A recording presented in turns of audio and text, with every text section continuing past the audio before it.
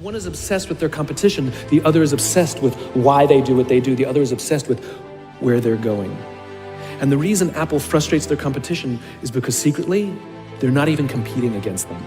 They're competing against themselves. And they understand that sometimes you're a little bit ahead and sometimes you're a little bit behind. People spend their lives competing in games they never chose.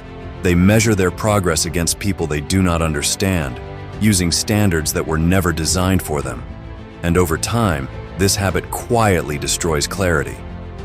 Simon Sinek explains the difference between companies that compete externally and those that focus internally. The ones obsessed with beating others become reactive. They adjust constantly, chasing trends, responding to moves, and losing their sense of direction. But the ones that focus on their own process operate differently. They build with intention. They improve based on their own standards, and as a result, they become difficult to compete with. The same principle applies to individuals. When you constantly compare yourself to others, your decisions stop being yours. You begin to measure your worth through someone else's timeline. You question your progress because someone else appears ahead, and without realizing it, you start reacting instead of building. This is where focus breaks. Because comparison creates noise, it fills your mind with unnecessary pressure, false urgency, and distorted expectations. You begin to chase outcomes instead of developing skills. You look for shortcuts instead of building consistency. And slowly, your direction becomes unclear. The problem is not that others are doing well. The problem is that you are using their results to evaluate your own path. And that is a mistake. Because you are not competing in the same context. You do not have the same background, the same opportunities, or the same starting point. Real progress begins when that realization becomes clear, when you stop looking sideways and start paying attention to what you are actually building. Well, the first thing I think you need to understand is that these people that you're comparing yourself to, you don't really know very well. And what that means is that you see their shiny outside, but you don't see the reality of their life. And so the problem with comparison is not just that it makes you feel behind. The deeper issue is that it distorts reality. Jordan Peterson explains that when you compare yourself to others, you are not making a fair comparison. You are taking your entire life, with all its flaws, doubts, and unfinished work, and placing it next to a carefully selected version of someone else's success. That comparison is fundamentally inaccurate. You are comparing your behind the scenes to someone else's highlight. You see their results, but you do not see their process. You see their position, but not the years of repetition, failure, and adjustment that led to it. And because of that incomplete picture, your mind begins to draw the wrong conclusions. It tells you that you are behind, that you are not doing enough, that your progress is insufficient. But those conclusions are built on partial information. The psychological damage of this habit is subtle, but powerful. Instead of focusing on your own development, your attention shifts outward. You begin to measure your worth through external standards, and that creates constant instability. Your confidence rises when you feel ahead, and drops the moment someone else appears to be doing better. That is not growth, that is dependence. Real development requires a different framework. Instead of comparing yourself to others, you compare yourself to your previous state. You measure progress based on improvement, not position. You focus on what you can control, your habits, your effort, your consistency, instead of obsessing over outcomes that are influenced by variables you do not fully understand. This shift is not easy because comparison is addictive. It gives your mind something immediate to react to, but it also keeps you trapped in a cycle where your direction is constantly influenced by others. And as long as that continues, your progress will never feel enough. So at the end of the day, comparisons are something that are oftentimes uncontrollable.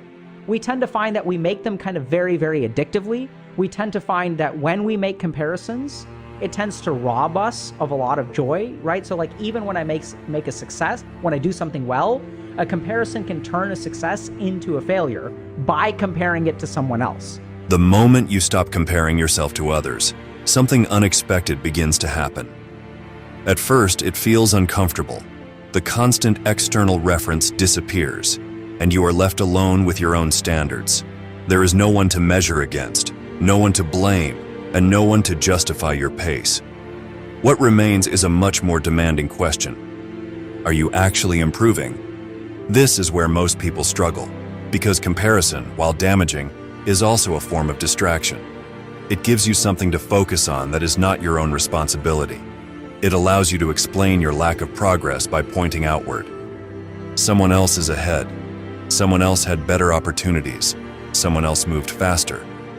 But when you remove that habit, all those explanations lose their value. You are left with your habits, your discipline, and your consistency. This is where real growth begins. Because once your focus becomes internal, your standards start to change. You stop asking whether you are better than someone else, and you start asking whether you are operating at your full capacity. You begin to notice your own patterns more clearly, where you waste time, where you avoid difficulty, where you lower your standards when things become inconvenient. And that awareness creates pressure. Not emotional pressure driven by insecurity, but structural pressure driven by responsibility. You begin to understand that your results are not random. They are built from repeated behavior. And if that behavior does not change, neither will the outcome.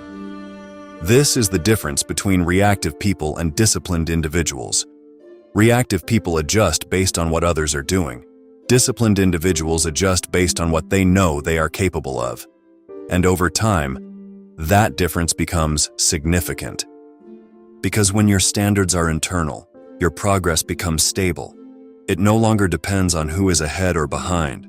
It depends on whether you are doing what is required. And that is a standard most people cannot escape.